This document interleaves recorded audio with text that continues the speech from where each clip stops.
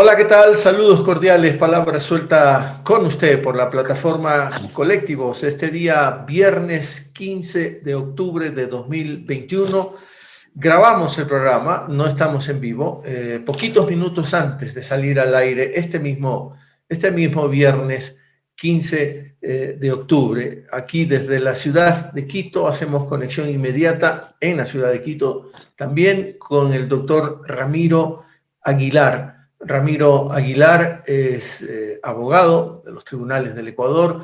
Una de sus especializaciones es, por supuesto, el tema penal, el derecho penal, que desde el punto de vista de la filosofía es hermoso, digo, desde el punto de vista de las reflexiones filosóficas que trae aparejado el derecho penal, la reflexión del derecho penal por las enormes e importantes escuelas que siempre ha habido en el derecho penal. Ramiro, buenas noches. Sí, buenas noches, ¿no? Porque como llueve fuerte acá en la ciudad de Quito y el cielo está encapotado, se viene abajo el cielo, ha oscurecido más temprano que de costumbre. Así que, bienvenido, gracias por recibirnos.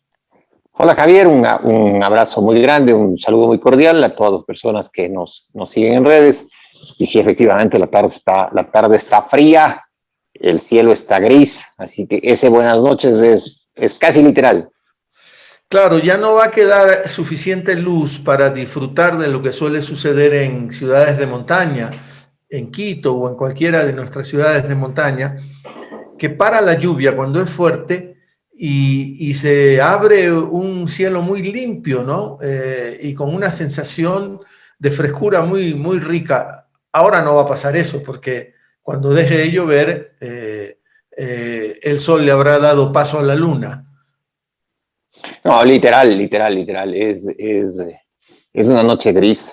Es una noche muy andina, ¿no? Muy andina, muy de páramo. No, o sea, Sí. no hay que olvidarse que en realidad ciertos sectores de Quito, sobre todo, tienen clima de páramo. Es noche de páramo. ¿Y tú eres feliz en el páramo? No, yo soy hombre de mar. Yo soy hombre de mar, yo soy hombre yo necesito oler algas para sentirme bien, pero claro, la vida me llevó a 2.800 metros de altura y disfruto también el paisaje andino. Tiene su encanto, ¿no? El Ecuador es un país encantador en realidad, es encantador absolutamente. ¿Y de dónde te viene el amor por el mar, las algas, la playa, el océano, el agua salada? ¿De dónde te viene? Yo creo que es más una evocación, Javier, es una evocación de la libertad, pues creo que nadie puede sentirse más libre que en el mar. Y es una evocación también de infinito, ¿no? Es decir, en el mar la línea del horizonte es muy clara. Entonces, te da un poco esta cuestión multidimensional de que no tiene final el mundo y que a la vez sientes muy libre, ¿no? Y también hay un poco de ficción ahí porque a veces uno tiene espíritu pirata, espíritu corsario, espíritu de izar la vela, poner la bandera de los huesos y la calavera y lanzarte a la mar.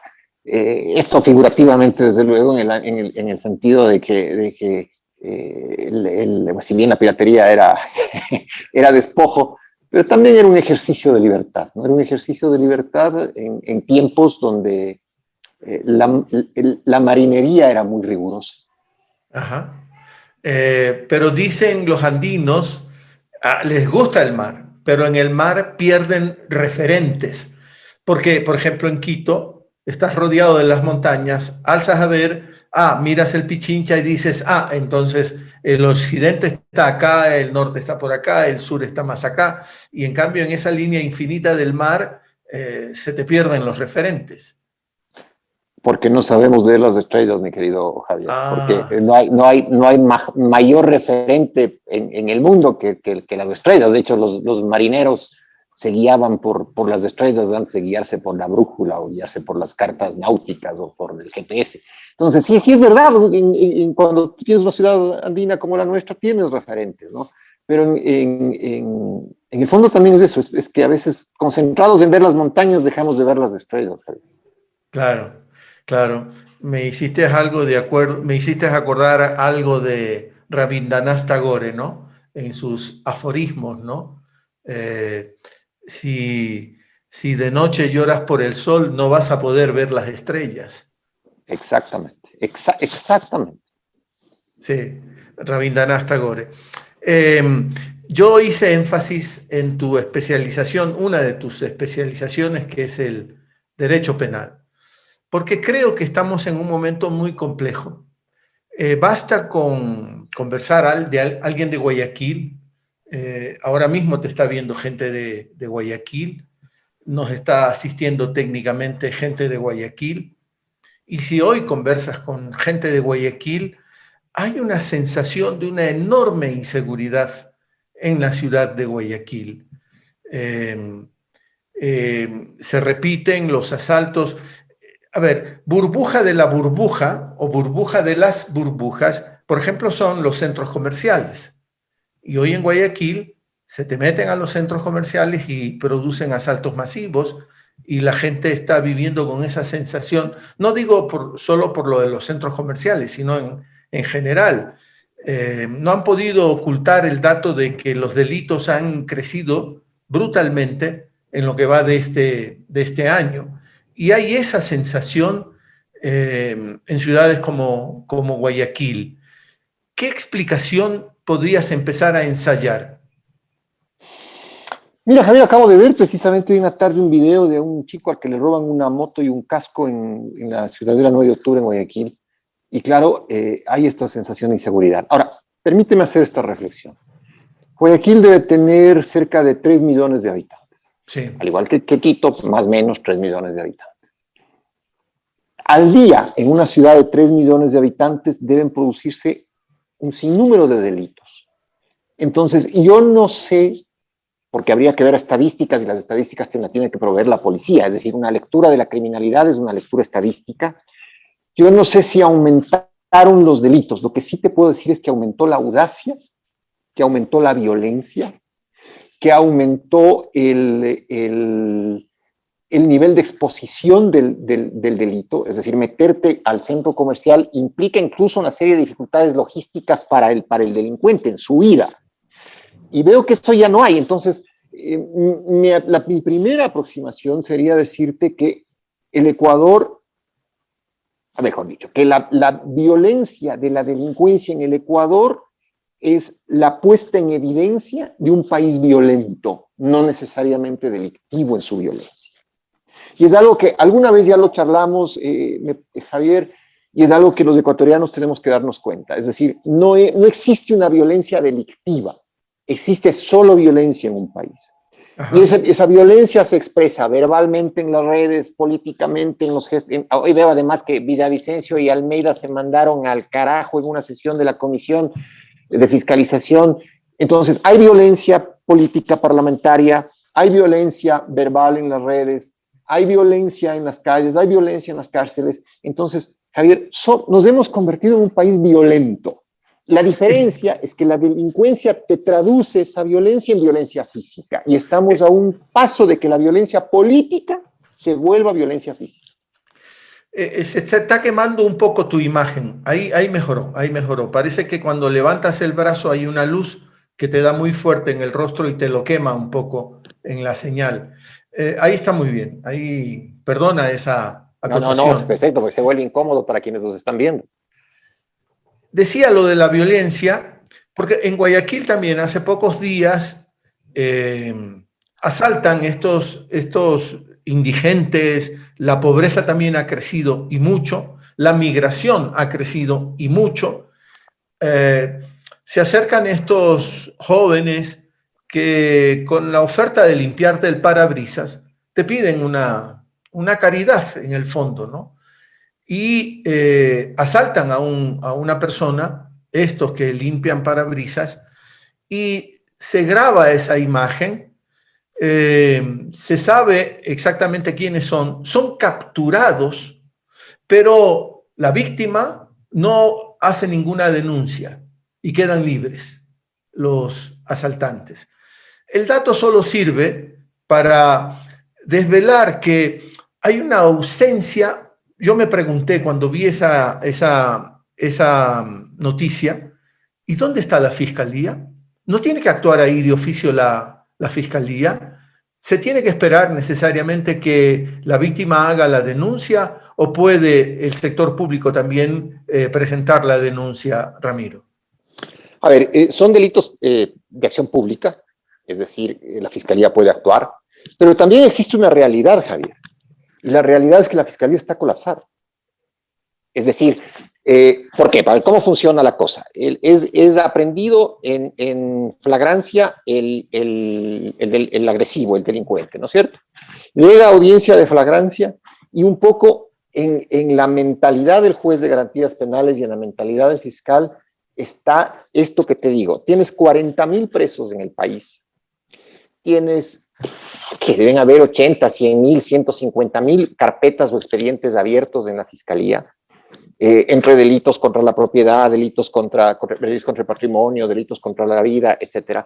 Entonces, en la práctica funciona esto, Javier, funciona esta ponderación. Y claro, si el fiscal tiene que tomar de oficio todos los asaltos, tendrías que al menos duplicar el personal de la fiscalía. Y yo entiendo perfectamente a las familias de las personas que no hacen la denuncia por dos factores básicos. Por tres. Primero, el tema tiempo. ¿Sí? Te asaltan y tienes que estar esperando la audiencia de flagrancia, que son 24 horas. Entonces tienes que dejar tu trabajo, tienes que dejar tus estudios y estar ahí clavado esperando a qué horas te convocan a la audiencia de flagrancia, precisamente por la acumulación. Segundo, por el tema costos, es decir, si ya presentas la denuncia, te quedas de alguna manera vinculado al expediente y tienes que contratar un abogado en un tema que no lo buscaste, que no es tuyo, que no tienes por qué meterle además recursos que son escasos. Y tercero, por el tema miedo. Afuera apenas se produce el hecho delictivo y es llevado el delincuente a la audiencia de flagrancia, afuera se reúnen personas que dicen ser sus familiares o pueden ser sus familiares. Y hay una intimidación afuera de la unidad de flagrancia, hay una intimidación a la víctima del delito y a sus allegados o familiares. Mira estos tres factores, quizá en orden inverso por la gravedad: miedo, tiempo y dinero. Entonces, si es que el Ecuador quiere combatir el delito abiertamente y ser riguroso en la aplicación de la ley, tiene que hacer dos cosas: construir más cárceles, porque ya no puedes meter más gente donde tienes 40,000 presos, y dar muchísimo más personal y recursos a la fiscalía para que persiga el delito común. Es decir, que se deje un poco la fiscalía de estos temas de cámara, de foco, de publicidad, y se dedique a perseguir el delito común. ¿No te parece que... Dime. No, quería decirte que la sobrepoblación en las cárceles del Ecuador, en parte, no digo que solo una sola razón lo podría explicar, pero sí en parte, no se debe al abuso de la prisión preventiva, entre otras cosas también. Sin duda, pero viene el tema de lo que acabamos de charlar hace minutos, es decir, un trapero en una esquina con un puñal amedrenta a una persona sin llegar a herirla, sin que la tenencia del puñal o del facón, dicen los argentinos, del cuchillo, implique lesión, ni tampoco es un arma prohibida. ¿Sí? De hecho, en casa todos tenemos cuchillos. Entonces llegas a flagrancia y la víctima pide prisión preventiva para el peligroso, y de hecho, en algunos casos amerita la prisión preventiva porque es un tipo que sale a hacer lo mismo. Pero, claro, si metes presos a todos los traperos que andan con puñal, entonces colapsas el sistema. La pregunta ahí, Javier, es ¿por qué hay traperos? ¿Por qué los traperos se dedican a la indigencia? ¿Y por qué se dedican a este oficio peligroso de delinquir? Porque tampoco es que sea rentable para ellos, ¿no? Es la pobreza que el Ecuador no encuentra la vía para cerrar la brecha. Sin que sea justificación, porque no todo pobre es delincuente, ni todo delincuente es pobre, pero hay una correlación ahí muy fuerte. pequeña digresión dentro de lo que estamos hablando, porque el tema de la ciudad de Guayaquil no es lo único que me interesa, más bien me interesa la fiscalía para conversar contigo. Pero en la ciudad de Guayaquil, la alcaldesa, ante el incremento de la delincuencia, la inseguridad, claro que el factor psicológico también incide, ¿no? Hay una sensación de inseguridad muy fuerte ahorita mismo en la ciudad de Guayaquil y ese factor psicológico hay que tomarlo en cuenta. Y la alcaldesa dice, bueno, tenemos que permitir que sea legal. Bueno, es legal, se pueden acudir a permisos para legalmente portar un arma, pero da la sensación que la alcaldesa dice que todo el mundo ande armado para defendernos de los delincuentes. ¿Qué te parece esa propuesta? Bueno, va de la línea de lo que ha pensado Cynthia Viteri toda su vida, ¿no? Cynthia Viteri, cuando era legisladora, y era mejor legisladora que alcaldesa largo, cuando era legisladora, no te olvides que era la abanderada del incremento de las penas. O sea, si ha habido una legisladora abanderada de que se suban las penas en el Ecuador a 30 años, 35 años, 40 años, esa persona se llama Cynthia Viteri. Y hoy, cuando ya tienes una cárcel colapsada de 40,000 personas que probablemente se queden 25 o 30 años en la cárcel, entonces el siguiente punto de tu discurso, si tienes ese discurso, es que entonces andemos armados. Frente a eso, Javier, yo te hago una reflexión sencilla. Es absurdo. ¿Por qué? Porque la razón de ser del Estado, es decir, por qué los seres humanos nos agrupamos y formamos un Estado, antes del contrato social, de esta decisión de formar un Estado, la razón de ser es que te defienda el Estado. Es decir, que no te defiendas tú mismo, sino que haya una autoridad que ejerza la fuerza de la ley y te dé seguridad ciudadana. Si tú dices, ok, el Estado no funciona, no me puede dar seguridad, entonces me voy a armar yo mismo, entonces estás negando la existencia del Estado y estás reconociendo que el Ecuador es un Estado inviable. Si el Estado no me puede defender como consecuencia del pago de mis impuestos, entonces, y me tengo que defender yo mismo y tengo que andar armado, el Estado ya no tiene razón de ser. Más allá de las cuestiones absolutamente prácticas, es decir, finalmente no todos saben manejar un arma, no todos quieren tomar la decisión de disparar a otra persona. El tomar una vida es algo súper serio, súper grave. Entonces está bien para la bravuconada de la película, pero en los hechos reales, y además en los hechos reales, además de ser complicado, no tienes tiempo, Javier, no tienes tiempo. Si un delincuente te encañona, el delincuente viene dispuesto a matarte. Tú estás en tus cosas, estás en la cola del banco, estás en el... Y te ponen un arma, tú no alcanzas a llegar a la tuya. Entonces te van a robar hasta el arma. No alcanzas a llegar a la tuya. Este no es de lejano oeste, no es que te dan 15 metros y tú te paras y aladeas el sombrero y pones la mano en el cinto y el que dispara más rápido. No funciona así. Y el delincuente está dispuesto psicológicamente a matar porque quiere agredirte y tú estás en otro mundo, tú estás en otro momento. Entonces no es la solución el libre porte de armas, me parece a mí una medida absolutamente demagógica y peligrosa que puede incluso traer como consecuencia que haya robo de armas y tengas delincuentes más armados, pero está dentro de la línea de pensamiento de la señora Viteri. La señora Viteri toda su vida ha ido por esa línea. Ahora, la otra cosa grave es que si cargas un arma, tienes que estar dispuesto a usarla. Exacto. No haces el show nada más de exhibir el arma, quiere decir que la vas a tener que usar y estás dispuesto, lo que acabas de decir hace poquito, estás dispuesto a disparar y hacerte cargo de la vida de un ser humano. Del juicio, porque además si disparas no es que la policía llega y te dice, le aplaudo, usted mató a un ladrón. No, espérese un ratito. O usted hirió a un ladrón. No funciona así. Le van a llevar, le van a formular cargos, la familia del delincuente probablemente le monte una acusación, va a tener prisión preventiva o medida cautelar alternativa hasta que termine el juicio y va a tener que pagar abogado y va a tener que tener una buena defensa. O sea, no es de lejano oeste, no es cuestión de decir aquí el que tira más rápido y señor comisario, en la cantina de algún pueblo de Arizona me estaba defendiendo. No funciona así. Yo creo que es muy lastimeramente hollywoodesco el discurso ese de la libre tenencia de armas. Ahora, última digresión, reitero, porque quiero entrar al tema de la fiscalía. La última digresión tiene que ver con lo económico, porque dices, si yo tengo que portar arma, quiere decir que el Estado no me está funcionando y voy a tener que asumir yo personalmente lo que el Estado tiene que asumir.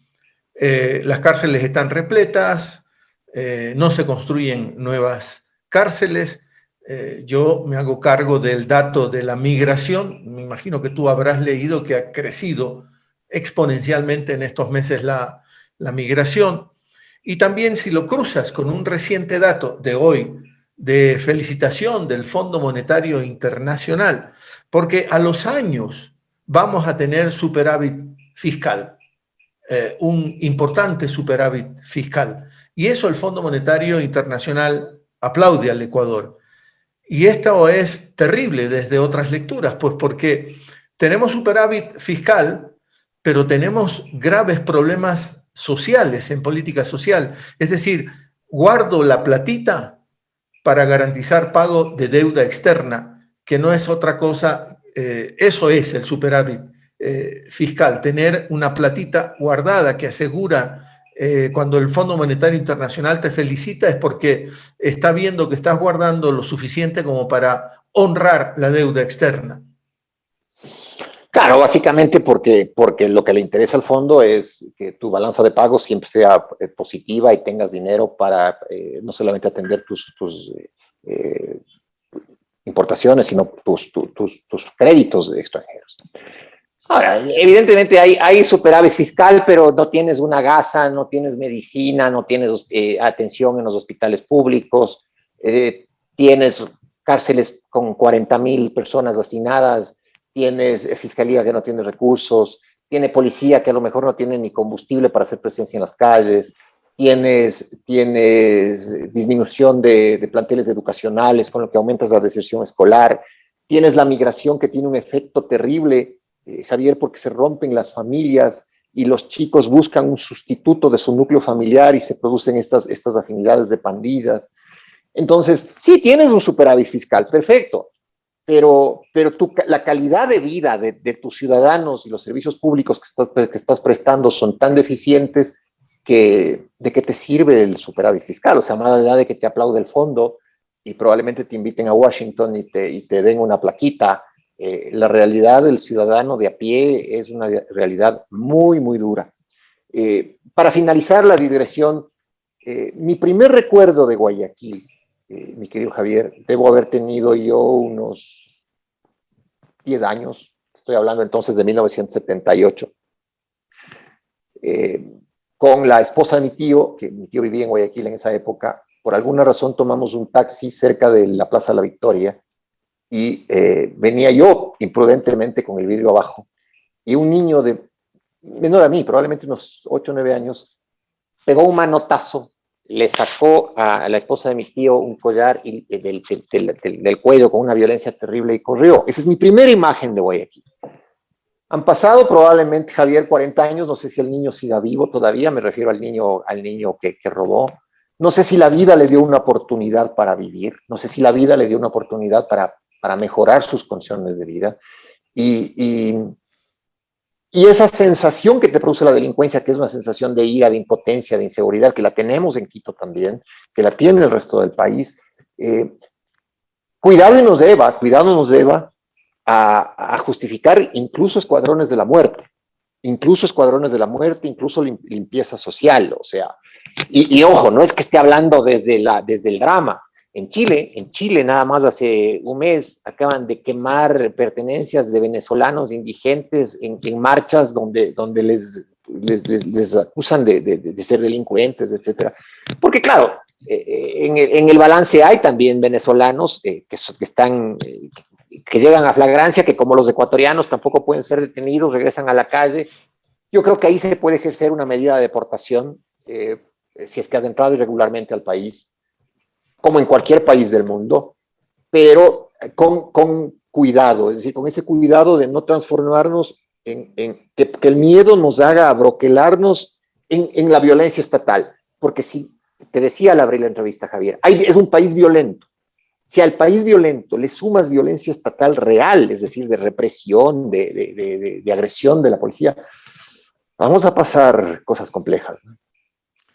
Y además tienes un precio del barril de petróleo que está subiendo, ¿no? Ya anda por los $80 el barril de petróleo, lo que quiere decir que le está dotando de mayores recursos al Estado como para emprender en una serie de obras, pero lo que estamos viendo en hospitales es el desabastecimiento de medicinas y todo eso.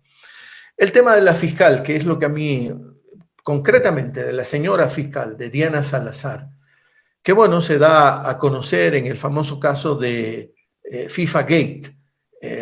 Era Carlos Chiriboga, creo, el fiscal general, por una investigación que cae a manos de ella, se dicta la prisión, 10 años de cárcel para Chiriboga, en el momento presidente de la Federación Ecuatoriana de Fútbol y el tesorero de la misma Federación Ecuatoriana de Fútbol, y se da a conocer en medio de estos escándalos de los llamados FIFA Gate. También el caso Odebrecht la vuelve famosa, creo que ese caso ya se lo asigna el siguiente fiscal, el que sustituye a Galo Chiriboga, que se llama Carlos Vaca. Carlos Vaca, el fiscal Carlos Vaca. Y así poco a poco ella va escalando, va subiendo, hasta que llegamos al Consejo Transitorio de Participación Ciudadana y Control Social, el famoso consejo del doctor Julio César Trujillo, que nombra una serie de altos funcionarios del Estado, y en el concurso la señora Diana Salazar aparece como la ganadora de ese concurso, aunque se hace acreedora también a la chapa de 10 sobre 20, porque esa es la calificación que obtiene en el examen escrito, de 10 sobre 20, aunque ella dice luego, no me avergüenza, más bien es una demostración de mucha honestidad. Y así tenemos la irrupción de la señora fiscal Diana Salazar. Es un recorrido brevísimo para, a partir de ahora, hablar de todo lo que ella está haciendo, porque a mí me parece que la tarea fundamental de la señora fiscal, la fiscal general, es la persecución política. Y creo que se le asignó esencialmente esa tarea. Usted tiene que perseguir al correísmo y olvídese de lo demás. Persiga al correísmo, y las pruebas son, me estoy extendiendo mucho, ofrezco disculpas, las pruebas son que hacia junio nos dijo que tenía novedades en INA Papers. Ya estamos en octubre y no hay las tales novedades. Pasó el informe de la Defensoría del Pueblo sobre la violación a los derechos humanos en octubre de 2019. Ninguna acción suscitó eso. El tema de los hospitales, el asalto que se produjo en medio de la pandemia a los hospitales públicos de nuestro país, ninguna acción fiscal. Entonces, por eso me atrevo a sostener que la señora fiscal está empeñada en perseguir a lo que llaman el correísmo. Esa es su acción principal. Parece ser que esa fue la asignatura que le entregaron a la señora fiscal. Relato muy largo, reitero la oferta de disculpas. Sí, yo creo que la fiscal general no tiene autonomía de vuelo. No tiene autonomía de vuelo. Me parece que le imponen agenda. En estos casos absolutamente politizados. Le imponen agenda para hacer y para no hacer. ¿Quién le impone la agenda a la fiscal? Mira, es ya entrar en terrenos especulativos, pero yo quiero centrarme en un hecho concreto, que es muy, muy decidor. Final de la primera vuelta del año 2021. El candidato Arauz tiene más del 30%, 32% de la votación, y esa semana viene al Ecuador el fiscal general de Colombia, Barbosa.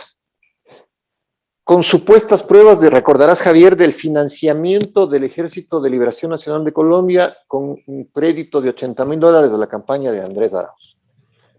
Y claro, todo se montó muy rápido, la fiscal general recibiendo al fiscal de Colombia. Entonces uno se pregunta y dice, a ver, el fiscal de Colombia, con un gobierno tan absurdamente de derecha y represivo como el gobierno de Duque, va a venir al Ecuador de mutuo propio a denunciar que hubo un aporte de $80,000 que después no se demostró jamás, Javier, jamás, nunca jamás.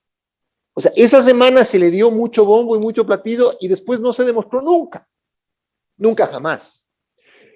Pero como que estaban tendiendo la cama, para evitar un posible gobierno de Andrés si ganaba la presidencial en la segunda vuelta, lo cual no se dio.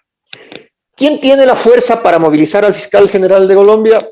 No sé si haya un acuerdo o si Moreno, el régimen de Moreno, tenía la fuerza como para convocar al gobierno de Duque a una aventura de este tipo, pero sí me parece que la embajada americana tenía la fuerza para hacerlo.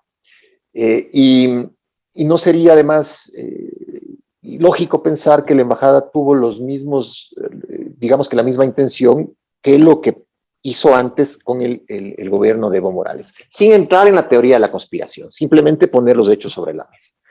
Y súmale a esto una cosa que es absolutamente evidente, y es que la fiscal en estos tres casos que me has nombrado, en el tema de la FIFA, cuando era fiscal, digamos que de primera línea, en el tema Odebrecht, cuando era ya una fiscal delegada del fiscal general, y en el tema del arroz verde, cuando ya era fiscal general, la fiscal siempre reacciona a impulsos desde fuera.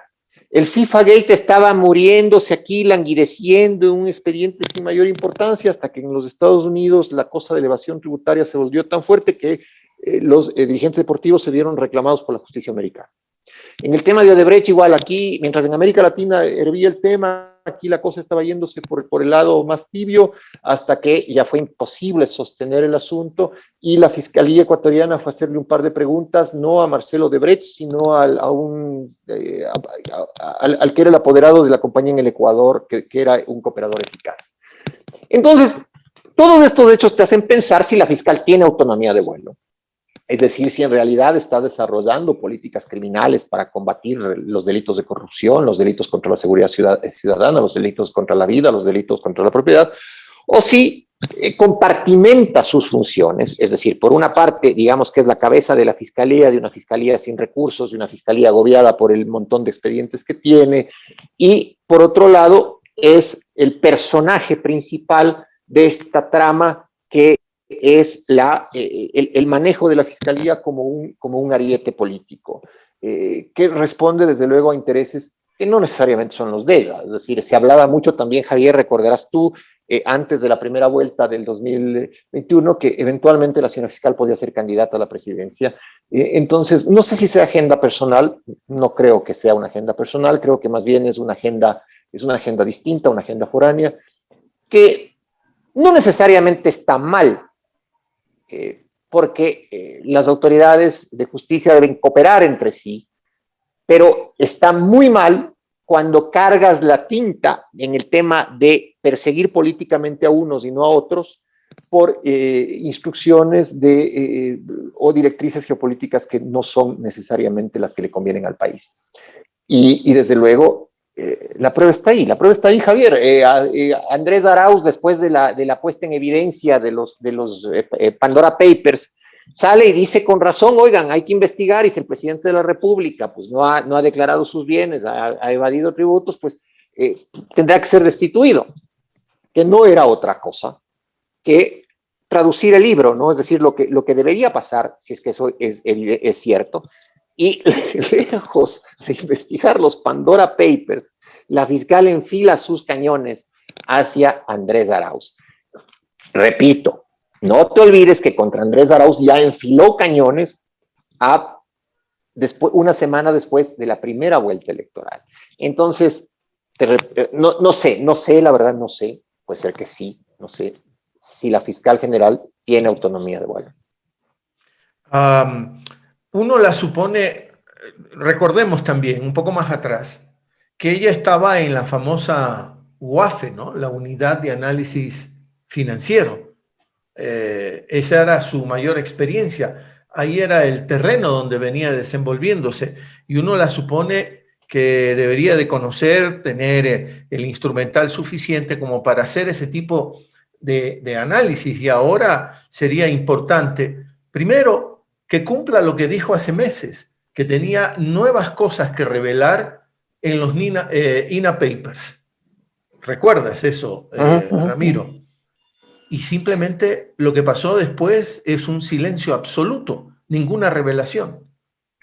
Es que no sé si tiene autonomía de vuelo, o sea, no sé si todavía está esperando el banderazo oportuno para destapar el tema de Lenín Moreno, que es un tema que va a ser destapado tarde o temprano, porque tienes las cuentas en Panamá, tienes los depósitos, etcétera. Solamente hay que tener voluntad de hacerlo y pedirle bien al gobierno panameño. Pero no sé si esté, digamos que lista, pero no le dan el banderazo, no le dan todavía, no le corren la bandera a cuadros para que empiece la carrera, no le ponen el semáforo en verde. Quizá el tema de Moreno sea usado más tarde, cuando Moreno es el tipo más odiado del país y es una pena usar este verbo de odiar, pero realmente es un tipo desagradable que hizo mucho daño, se llevó muchos muertos en los hombros, más de 50,000 muertos por la negligencia en la pandemia, muertos en las cárceles, muertos en octubre. Moreno es un personaje en cuyos hombros cabe un cementerio. Entonces, en el momento en que sea oportuno, probablemente le bajen el semáforo a la fiscal, le pongan en verde y hagan público todo lo que tienen contra Moreno. Y no te sorprenda, Javier, esto ya es de especulación mía, es pura especulación mía, no te sorprenda si los propios Estados Unidos terminan dejándole a Moreno en la estacada, termina dejándole a Moreno colgado de la brocha con alguna revelación de que entró a los Estados Unidos con dinero que no pudo justificar o cualquier cosa de esas, porque los Estados Unidos también saben que si bien Moreno fue funcional en un momento, es un tipo altamente despreciable en términos políticos que puede ser usado para levantar la imagen de Lazo, es decir, y levantar la imagen de la fiscal. Si la fiscal procesa a Moreno y el presidente dice, bueno, finalmente hemos ido en contra de Moreno, que era el personaje nefasto, entonces su popularidad va a subir, Javier, como la espuma, eso dalo por hecho. Quizá los que tienen los mandos del piloto automático en la fiscalía están simplemente esperando que sea oportuno. Pero es penoso, ¿no? Totalmente penoso. O sea, ¿de qué institucionalidad hablamos, no? O sea, toda la especulación que hacemos nos lleva al uso, a la manipulación de una institución como la Fiscalía, básicamente para perseguir. Tú mismo has sido abogado, defensor, ¿fuiste abogado o eres todavía abogado de Virgilio Hernández? Soy abogado todavía, Virgilio. Virgilio todavía tiene esa cosa en el grillete, sí, por supuesto. Lo tiene todavía. Paola Pavón todavía también, lo tiene. También. En el caso de los hospitales, a propósito de lo que se denunció en medio de la pandemia, todo lo que sabemos, cómo se utilizaron los hospitales públicos, hay sobreseimientos definitivos en esos casos. Para que veas, yo por lo menos siento que la famosa venda que hace ciega a la justicia, no en el sentido de dar golpes terribles, a ciegas, no, sino que no mira a quién juzga. No voy a ver si tienes o no tienes pedigrí para ver si te juzgo o no. Es ciega porque esas cosas no importan. Esa justicia, con ese tipo de instituciones, está dedicando la administración de justicia. A uno les dicta sobreseimiento y a otros los condena. Me parece que se está actuando de esa manera, Ramiro. Sí, pero eso no es responsabilidad de la fiscal, ¿no? La fiscal ejerce la acción penal, pero la resolución la toman los jueces. Y los jueces han hecho cosas terribles estos últimos meses, ¿no? No te olvides que dictaron el sobreseimiento les revocaron la sentencia y dictaron sentencia absolutoria a los hermanos de Isaías por el tema del filambanco, una cosa que era impensable en términos judiciales. Acaban de revisar también la sentencia de Quinsaloma, la que dictaron en contra del ex asambleísta Galo Lara, independientemente de que toda persona puede proponer un recurso de revisión, pero el recurso de revisión procede solo cuando hay nueva prueba. Es una de las cosas más complicadas de obtener el recurso de revisión porque además genera el derecho por error judicial de la reparación del Estado a quien perjudicó con su justicia. Estas resoluciones judiciales están pasando de agache, están pasando ya en este escenario de ecuatoriano donde nada nos sorprende, donde todo vale, donde ya finalmente encapsulados en ese discurso correísta, anticorreísta, todo lo que está fuera de ese perímetro de correísmo, anticorreísmo no existe, no interesa, es banal. Entonces, en ese escenario hay que decir también que eso ya no depende de la fiscal. Ahora, es probable sí, que en el apuro de obtener el foco de la Cámara prendido, la Fiscalía no termine de hacer un trabajo lo suficientemente técnico.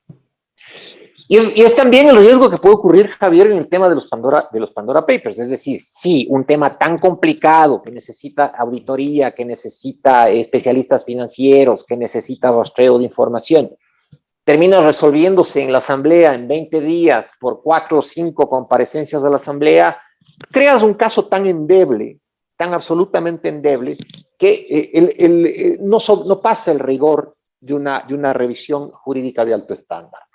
Entonces, quizá la fiscal, en el balance de su gestión, llamémoslo así hasta ahora, el gran pecado ha sido que se encandila mucho con las cámaras de televisión, ya sea que por un interés político personal, o ya sea por vanidad, o sea sencillamente porque ese es el estilo de dirigir la fiscalía, se encandila mucho. Y del otro lado, enlazando un poco con lo que conversábamos al inicio de esta entrevista, del otro lado, el ciudadano que reclama justicia a pie, en la calle, el que está asaltado, el que está robado, el que está estafado, termina acudiendo a una fiscalía colapsada. Por eso te decía, la fiscal está cumpliendo, está desarrollando dos obras, ¿no? En la una es la cabeza de una institución colapsada y en la otra es portada de vistazo. Ahora, si tú quieres refrendar ser portada de vistazo por haber sido paladín de la lucha contra el correísmo, tienes que terminar prestando un buen servicio público en el ejercicio de la acción penal como cabeza de la fiscalía, que es un órgano que tiene vida propia. En esta dualidad que vive la fiscal, en estos dos mundos que vive la fiscal, en el medio está el ciudadano, es decir, el ciudadano se queda perplejo porque en los casos muy políticos terminan habiendo allanamientos, terminan habiendo noticias, denuncias y no hay sentencias. No encuentras el dinero, no hay repatriación de recursos. Y en los otros casos, los que no tienen cámaras, el delincuente sale de la audiencia de flagrancia, dicen, no hay flagrancia. Al final del día, ¿con qué te quedas, Javier? Con un país con una alta sensación de impunidad, y no hay enemigo mayor de la democracia que la impunidad. O forjar pruebas, o dedicar la administración de justicia precisamente con eso, con dedicatorias, hacer la administración de justicia con dedicatorias. A mí me parece eso que está pasando en el Ecuador en este mismo momento. La fiscal tiene ese origen, que es el Consejo Transitorio de Participación Ciudadana y Control Social. Y ahí pasaron también muchas cosas, Ramiro. Acuérdate, el inefable doctor Trujillo, por ejemplo, cuando se le preguntó, oiga, ¿y el Contralor? Es que estábamos tan ocupados que se nos pasó ese tema. Y lo dejaron al Contralor, que hoy está privado de libertad. Pero este fue el accionar del doctor Trujillo. Y la fiscal es consecuencia también de los concursos que organizó ese Consejo Transitorio, Ramiro. Sin duda, y además acabas de poner sobre la mesa otro caso que pone en evidencia que la fiscal no tiene autonomía de vuelo. La fiscal termina armando el caso contra Pablo Celi porque en los Estados Unidos la justicia norteamericana fue muy meticulosa en armar el caso contra la gente de Petroecuador y el Contralor. Entonces vuelves a meditar sobre si en realidad la fiscal tiene autonomía de vuelo o si termina casi compelida por lo que está pasando fuera, lo que pasa en la agenda del embajador de los Estados Unidos para actuar.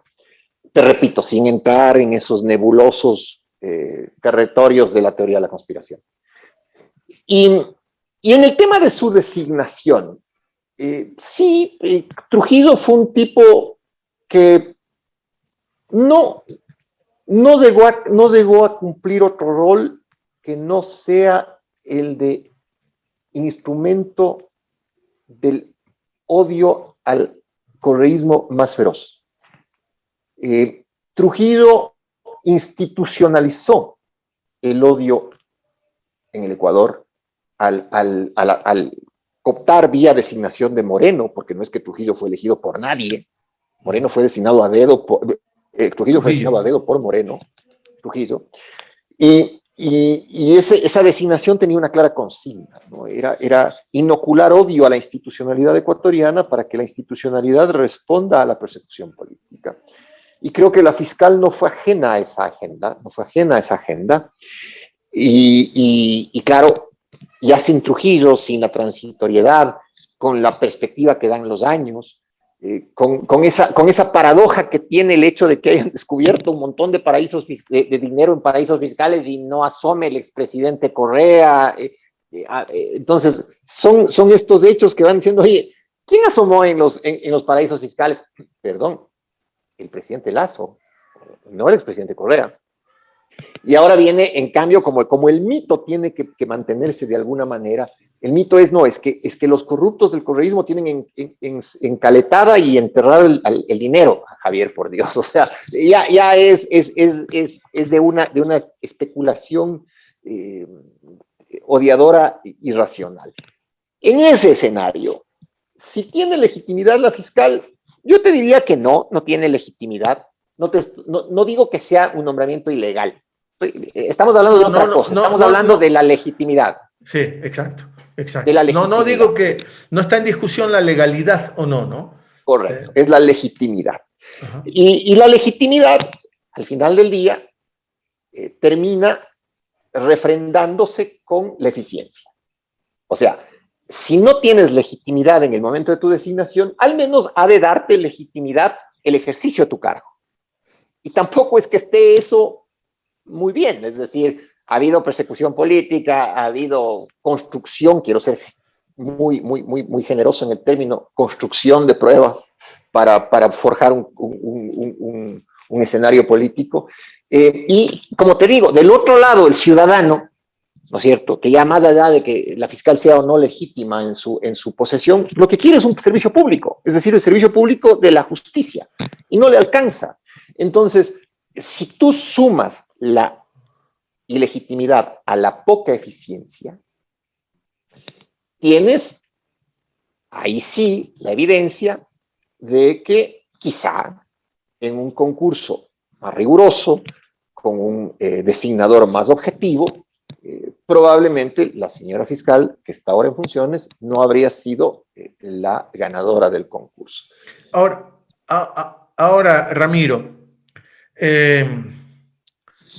¿cómo te desembarazas? Partamos de un escenario, por lo menos es el que yo propongo, ¿no? El escenario sería que hay una dedicatoria política demasiado brutal, burda. Parecería ser que te designan o la condición para designarte es la prueba de cuánto odias a Correa. Odias muchísimo a Correa, eres apto para el cargo, ese cargo público, ¿no? Parecería ser. Si esta es la misión fundamental, destrozar todo lo que pasó en el llamado correísmo, tú eres penalista, lo he dicho ya algunas veces en esta misma conversación, y yo sostengo que en los gobiernos de Correa se hizo inversiones en el sistema penitenciario ecuatoriano, se quiso mejorar el tema de las cárceles, incluso la propia Naciones Unidas nos hizo observaciones muy severas de cuánto violábamos los derechos humanos por el hacinamiento carcelario, y entonces el Ecuador se dio a la tarea de empezar a hacer algo en relación a ese tema. Pero todo pasa por destruir lo que pasó en los gobiernos de Correa. Y yo tengo la sensación de que la señora fiscal es un instrumento fundamental en eso. ¿Qué se necesita para que la sociedad ecuatoriana pueda debatir sobre la conveniencia o no de su permanencia en la Fiscalía. ¿Cuál es la institución? ¿Es la Asamblea la que tendría que convocar a una reunión y poner en examen la actuación de la señora fiscal y someterla al filtro de la Asamblea? Sí, ahí es un escenario eminentemente político, pero la actuación de ella también ha sido eminentemente política. ¿Cómo ves tú la cuestión? ¿La Bueno, Asamblea está en capacidad, la Asamblea, de hacer una cosa así? hay que fijarse en el precedente, ¿no? El precedente es Carlos Vaca. Carlos Vaca fue enjuiciado políticamente y destituido por la Asamblea, el fiscal general anterior a la señora Salazar. Entonces, es innegable la capacidad de la Asamblea para enjuiciar políticamente a la señora fiscal y destituirla si encuentra razones. El tema, Javier, es que tampoco le veo a la Asamblea Nacional con las manos demasiado limpias como para enfrentar un combate a cielo abierto y cuerpo a cuerpo con la fiscal cuando la Asamblea tiene mucho rabo de paja, ¿no? Hay asambleístas que están procesados, hay asambleístas que están cuestionados. Entonces, y no te olvides que la fiscal, por su propio cargo, es quien tiene la posibilidad de accionar penalmente contra ellos, más allá de que tengan inmunidad parlamentaria. Entonces es demasiado opaco, Javier, es demasiado denso, demasiado colaginoso el ambiente político ecuatoriano como para permitir una evaluación objetiva de la gestión de la fiscal. No te olvides que Celi estaba en las mismas condiciones. Celi es destituido y es enjuiciado porque en los Estados Unidos prueban un monstruoso caso de corrupción. Pero si no, Celi fue el mediador en octubre del 2019 de la mano de Moreno, y Celi fue el aplaudido por el actual presidente de la República en su gestión de lucha contra la corrupción. Entonces, aquí la cosa es clara. Yo coincido contigo de que hay una especie de profesión del anticorreísmo. Hay gente que ha elevado el anticorreísmo a un nivel profesional, lucrativo y profesional. Un oficio de anticorreísmo lucrativo y rentable. Políticos, periodistas, funcionarios, etcétera. Y parece ser que todo lo que está fuera de esa discusión no existe en el país. Lamentablemente, la violencia con la que se está expresando el hacinamiento en las cárceles y la delincuencia nos pone a la realidad en la nariz y nos dice: hey, ecuatorianos, el tema no es correísmo, anticorreísmo, el tema es que están perdiendo el Estado, están perdiendo el país, porque enfrascados en esa discusión política terminan desatendiendo una realidad, y esta realidad es muy grave, que es la penetración del narcotráfico en toda la estructura del Estado. El Papa, más allá de que si lo sigues como tu guía espiritual o no, no lo digo por ti, lo digo en general por la gente que nos pueda estar escuchando, más allá de eso, el Papa es una figura respetable, es un Papa latinoamericano, habla el castellano que tú y yo hablamos, él con su particular acento, él nos escuchará a nosotros también con nuestro particular acento. Y el Papa lamentó lo que pasó en la cárcel de Guayaquil y que sigue, porque por mucho que el actual gobierno quiera decir que la situación de las cárceles está controlada, los datos dicen exactamente lo contrario. Es vergonzosa la posición del gobernador del Guayas cuando declaraba que la situación estaba controlada y en menos de 5 horas estalla lo que estalló en las cárceles de Guayaquil. Es terrible. En esas condiciones carcelarias, el que te dicten prisión preventiva es casi una sentencia de muerte. Digo, no totalmente, pero casi una sentencia de muerte, porque de los 118 muertos que hubo en la cárcel de Guayaquil, ¿cuántos eran absolutamente inocentes? ¿Cuántos estaban ahí por delitos menores y sin embargo perdieron su vida? Y el alcalde, el Papa, lamenta lo de la cárcel de Guayaquil, tiene un pronunciamiento específico de la cárcel de Guayaquil y dice algo así: otra vez los más pobres son las grandes víctimas. Y la fiscal saca un comentario al comentario del Papa diciendo los más pobres, con un tono muy irónico. Ni el Papa se salva de las críticas de la señora fiscal. Bueno, pero es que, Javier, el problema es que también las autoridades ecuatorianas no entienden que el Twitter y esto conversaba hoy en la mañana, no entienden que el Twitter es una herramienta comunicacional institucional y cuando uno es funcionario o dignatario no tiene una vocería individual, personal, sino que estás hablando sin poder desprenderte de tu vestimenta de funcionario. El tema, solo para enlazarte con lo que te estoy diciendo, ayer o antes de ayer, la cuenta oficial del ejército ecuatoriano publicaba un tuit. Yo sé que no eres tuitero bueno, te cuento. Publica un tuit la cuenta oficial del ejército ecuatoriano, donde dice, hey, hay que compartir la información que es chévere, bacán. Les comento que el delito de rebelión está tipificado en el Código Orgánico Integral Penal en tal artículo. Ya. ¿Y cómo es que la cuenta del ejército ecuatoriano pone un tuit que casi parecía inspirado por la señora Salazar? Con esos mensajes que suele tener la fiscalía. Hey, cuidado, protesten mucho, cuidado, hablen mucho, cuidado, cuestionen mucho, cuidado, se resistan mucho porque puede ser rebelión. Oye, compadre, perdóname, pero ni en el periódico mural de una empresa de guardias de seguridad que habrían puesto un cartelito con el artículo X del Código Orgánico Integral Penal. Y estabas hablando de la cuenta oficial del ejército ecuatoriano. Parece que después ya alguien se dio cuenta de la barbaridad y borraron el tuit, parece. Y si la señora fiscal ha puesto esta apostilla, ¿sí? Esta anotación al margen del comentario del Papa, que el Papa, coincido contigo, más allá de que tú lo reconozcas o yo lo reconozca como un líder religioso, un líder espiritual, es un humanista, es un tipo que ha reflexionado mucho sobre la condición humana y frente al capitalismo, y que no solamente lo hace el Papa Francisco, el más reaccionario de los papas últimos, Juan Pablo II, que ahora es santo, hablaba de un capitalismo salvaje, el Papa Juan Pablo II.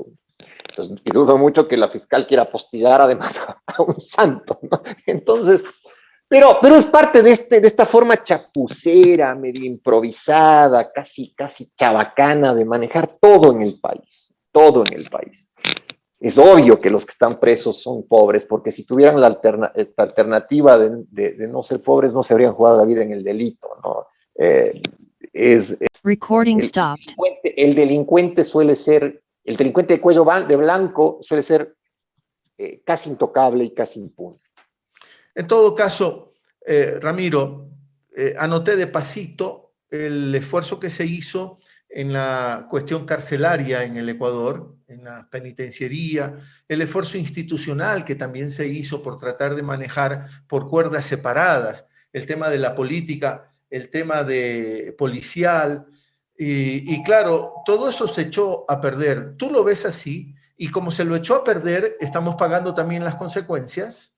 Sin duda, porque el Ministerio del Interior era el Ministerio de la Seguridad y el Ministerio de la Gestión Política era el Ministerio de la coordinación, de la necesaria coordinación política entre el Ejecutivo y las demás funciones del Estado y los demás actores políticos, no necesariamente funciones del Estado, los organismos, las organizaciones sociales, etc. Cuando tú mezclas las cosas, el ministro de Gobierno, que no es un premier, ojo, el premier tiene otra función. El primer ministro es político. Responde políticamente. Sistema parlamentario. Correcto.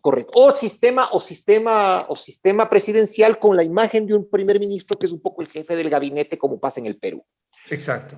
El premier responde políticamente, pero hasta en esos sistemas hay un ministerio del interior, es decir, alguien que diga, a ver, no me meto en el tema político, yo voy a dedicarme a hacer inteligencia, a prevenir, a combatir el delito, porque la política criminal, es decir, el elemento preventivo del delito, tiene que hacerlo el Ministerio de Justicia. Aquí eliminaron el Ministerio de Justicia, mezclaron el Ministerio del Interior con el Ministerio de Gobierno, sobre pretexto de ahorrar recursos y que era dispendioso, y nadie termina haciéndose cargo. La entrevista que hace el presidente de la República, Lasso, repito, el presidente de la República, Lasso, a ver, no es de entrevista. Digamos que el ejercicio de relaciones públicas que hizo el presidente Lasso con Carlos Vera el día miércoles, cuando al presidente le dicen, oiga, y el tema de las cárceles, dice, no, eso no es competencia del gobierno, sino del SNAI. Oiga, perdón, presidente, pero ¿y quién designa al SNAI? El SNAI no es parte de la administración pública, no es el director del SNAI designado por la presidencia. No es la presidencia, no es la función ejecutiva la que le asigna recursos en la proforma para que después pueda tener en su presupuesto para poder hacer gestión. Entonces, nadie se hace cargo, Javier. El Banco del Pichincha acaba de tener un problema y sigue teniendo problemas con su página. Le preguntan al presidente, el presidente dice, no, es un asunto privado. Bueno, presidente, entonces, ¿para qué queda usted? ¿Para la foto, para la banda presidencial, para hacer protocolo en el Palacio de Gobierno?